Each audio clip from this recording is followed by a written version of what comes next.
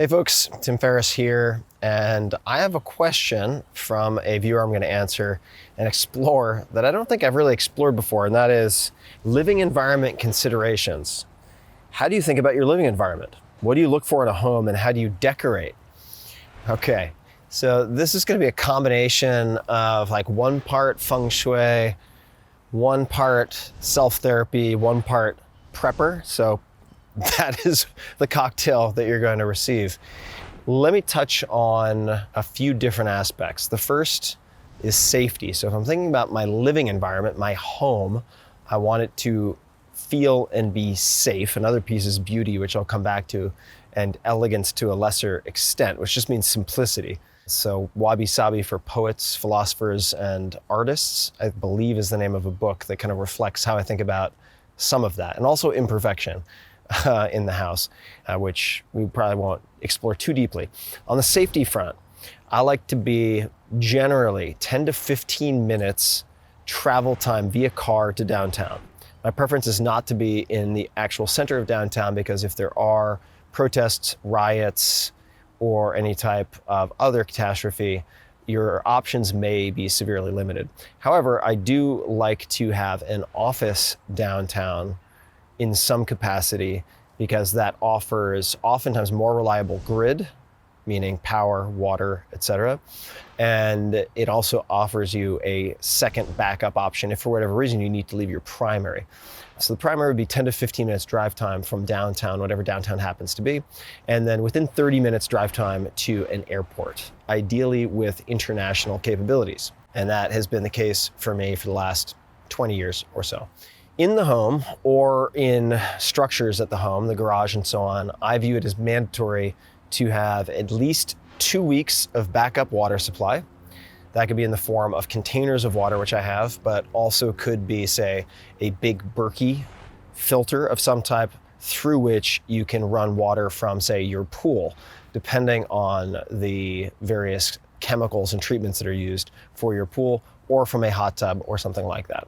Okay, but suffice to say, if you don't have at least 2 weeks of water, I view that as foolish as not wearing your seatbelt on the highway or not having a fire extinguisher in your kitchen. It's easy insurance, it's inexpensive.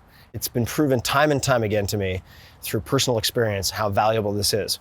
Hurricane Sandy, personal experience. Power outages in San Francisco due to all sorts of issues. The freeze in Austin, Texas most recently, which brings me to another suggestion, that is some type of backup power. In my case, I have 2 generators, because I dislike single points of failure, that can act as backup for full home power. These are fueled by natural gas, so if needed, with some basic maintenance, they could power the entire home for several weeks. That most recently put my household in a very good position to help other people, because we had put on our oxygen mask first, and we had both water and power and space to spare. So this is not only for yourself. If you want to be in a position to help other people or those in your community, these are basic precautions. Okay, that's not what I think the person asking the question intended me to provide, but without safety, the home means nothing. It's all window dressing. So number 1 is safety. It needs to feel safe. Next, there are aesthetic considerations. So if possible, I like to have indoor-outdoor areas. And there are ways to manufacture that if you have large windows, floor-to-ceiling windows of different types. It's not available to everyone, I understand that, but in an ideal world, that would be one component. Another would be an open floor plan with multiple levels. Let me explain what I mean by that. So I really like, for instance, in the kitchen in particular, a very horizontally expansive feeling room with steps up. It could be even a single step. And by creating these levels, even in, say, a 200 square foot space, that would be pretty small, but you get the idea. In a kitchen, you could make the kitchen feel twice as large by having even a minor level upon which you then have a separate seating area for dinner at the dinner table. And this gets into architecture, and I would encourage people to check out something called BIOPHILIC design, which is a really interesting rabbit hole to get into. Bio, right? Biological, philic, leaning towards or liking. Biophilic design is worth exploring.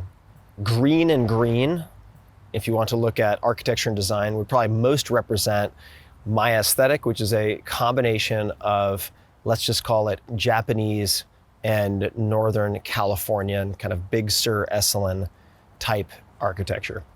So that blend I find extremely calming, which brings me to the next point, and that is most items in my house, whether it's artwork or furniture or otherwise, is selected with the intention to produce a particular emotional state.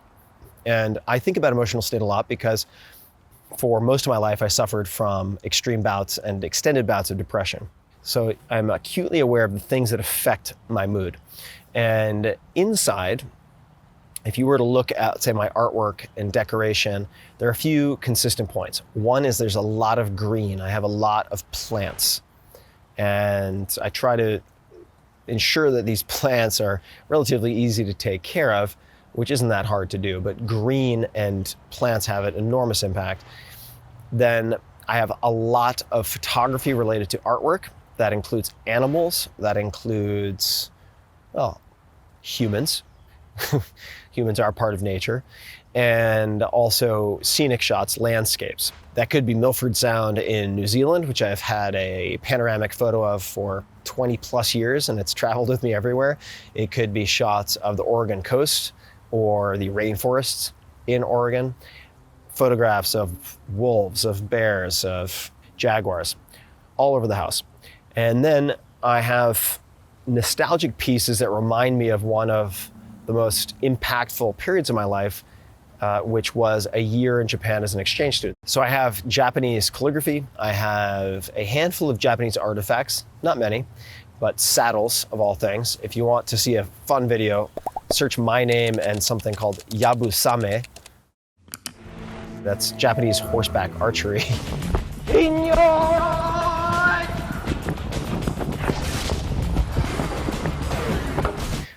I'll leave that for you guys to explore. And really that summarizes the general aesthetic, the general sentiment, the general feeling that I want to cultivate, which is one of safety. It's one of being part of nature, not apart from nature, and also a feeling of not being alone.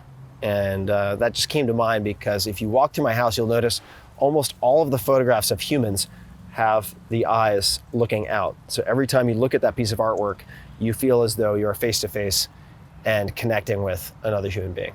So those are a few of the ways in which I make a house feel like a home for me.